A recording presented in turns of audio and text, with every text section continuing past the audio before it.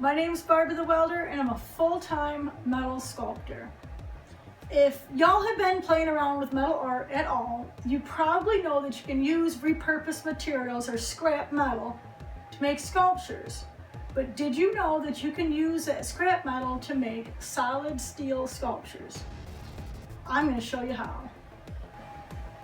My sculptures like this narwhal, the lion, the Cheshire Cat, and this raven, the body of the raven, those were all made out of scrap metal steel. You could use all different kinds of scrap metal to make these sculptures. So in the case of my buddy here, the Cheshire Cat, and most people will not believe me unless I showed them, and that's why I left it this way, is that I took bolts, industrial bolts, and I cut them. I stacked them up in the general shape of what I wanted. I filled it in with weld, and then I ground it down and used cutting wheels and grinders just to cut it down to the way and the shape that I wanted it. So this is an example of some of the materials that I use when I make the solid steel sculptures. I've got bar stock, I've got plate, and I've just got random pieces of stuff. You may recognize some, but it's just scrap. It's stuff that most people would throw out. So when you're welding solid steel sculpture, you have to think in 3D.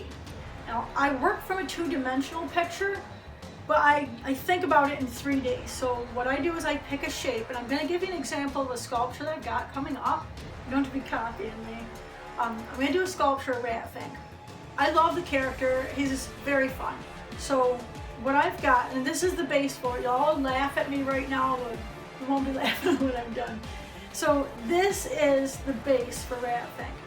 And what happens is I look at the 2D picture that I have of him, and I just start thinking in shapes. So what shape is his body? What shape is his head, the tail? And I just, one piece at a time. You start at the beginning and you work until you get to the end. So in this case, his body's like this pear shape, and what you have to do is, you start, but you'll have to fill in. So with this piece here will be the shape of his body, and I can take pieces like this bar, and what I need to do is he's got a big old belly, so I gotta fill him in a big old belly. But what happens is you cut pieces up, you get them, like I said, you get them into that general shape. Look at the big old belly on him. See, now that'll give it some shape out here, but you start to think about what shape you need. So in his case, I'll start with the body, and what happens is, what had happened was, I'll take this, and where you see the voids, that gets filled in with MIG Weld. It's got to be cleaned better first. This is just a piece I had laying around. I decided to do the Ratfink sculpture, and I'll be danged. Like, look at how convenient that is. It's in that shape, but it needs to be wire brushed first to get all the crap and rust off. Otherwise, it's going to make your life miserable later on. So clean it up. But you fill in the voids with your weld, and then you're going to start shaping out the body. So this will be filled in with weld. And it's a long process, it's time consuming, it uses a lot of wire. They end up being really heavy, but it lets you sculpt like you would with clay versus, welding a couple pieces together to make a cool project. But this will just give your art another dimension, the third one, hopefully.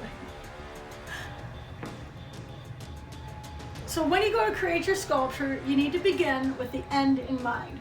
And what I mean by that is, if you have a spot, like in between his little butt cheeks here and his tail, that is going to be hard to get to, then you're going to want to create the tail and the body in two separate pieces, get them all cleaned up, and then go back and then weld the two together, and then it's going to be much easier for you to finish it and have his little butt cheeks be clean.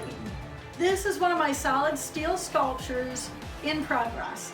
And as you can see, some of it's done, and then some of it has weld on it still. And what happens is, as you build up, you need to get that third dimension. You can see from the side, if I can hold my hands out of the way. See from the side, it looks like the side of a face, I hope.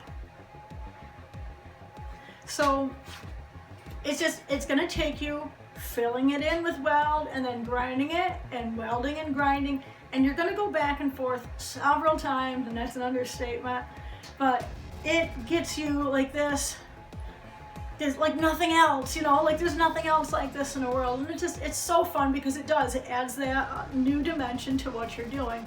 So just think outside the box, think of those shapes. So our nose is at triangle. So what I find is the closer that you can get to the actual shape you're looking to make with material, the less welding, the less grinding, and the less welding and grinding that you're going to have to do. So if you can cut a piece of steel that's in that triangle shape that would get his nose, then you're not going to have to build the entire thing up with weld. Now, if you don't have the material that, you know, that shape, or you can build the entire nose up with weld. You just weld it, let it cool, and you think about that shape. Now, there is a just plethora of information on the internet. If you want to make a face, and listen, I have zero trainings in arts, none, but I have used like the pictures on Google, like I would Google man's face. So I look at his face, I'm like, okay, the eyes are oval, the nose is a triangle, the lips are oval, the chin is a circle, and it just by finding those shapes on the pictures, it has allowed me to do stuff like this with no training. You know, yes, it takes practice. This is my first face that I've made. No, it's not my first face I've made. I've made a couple other, but a lot smaller. But it just takes practice. Like anything else you're doing, it's gonna take practice. So I bet y'all want to know what my weapons of mass creation are. So I use a Tiger Zerk ultra thin cutoff wheel. I've got the Tiger X. This is a flat flap disc. I've got the Tiger Angled, a curved flap disc, angled flap disc. That's a bad boy right there. And then I have got the Tiger Bobcat. I've got small little twist on, and these both twist on little discs that go onto my grinder here. And I got a whole bunch of different shapes of burr bits. I love these double carbide tipped burr bit.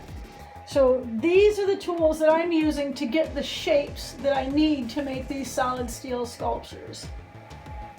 Alright y'all, I hope I've given you enough information for you to go out and build your very own solid steel scrap sculpture. I would love to know what you guys would make if you could make anything. So leave it in the comments down below. And then get your buns off the couch and go make it. Oh man, thank you so much for watching the video. I really love sharing this stuff with you. I know how happy that making art makes me. And if I can get one of y'all out there to have some of the joy in your heart that brings you in, my job here is done. So if you like what you're seeing, man, check me out on social media, Barbie the Welder, and head over to my website, barbiethewelder.com. A ton of different art over there, and if you're interested in purchasing anything that I'm making, you can go over to Etsy, ETSY, and search Barbie the Welder. I have an online shop there. It's for artists who create art. I'm not the only one. There are like a million different artists over on Etsy that are creating their art and selling it. Support artists, man. Like, let these guys and girls that are creating stuff from their heart, let them keep creating. So when you buy something from an artist, you're like supporting their passion and allowing them to create more art. It is one of the most beautiful gifts that you can give people. So thank you all so very much for hanging in there and watching the video. Love y'all.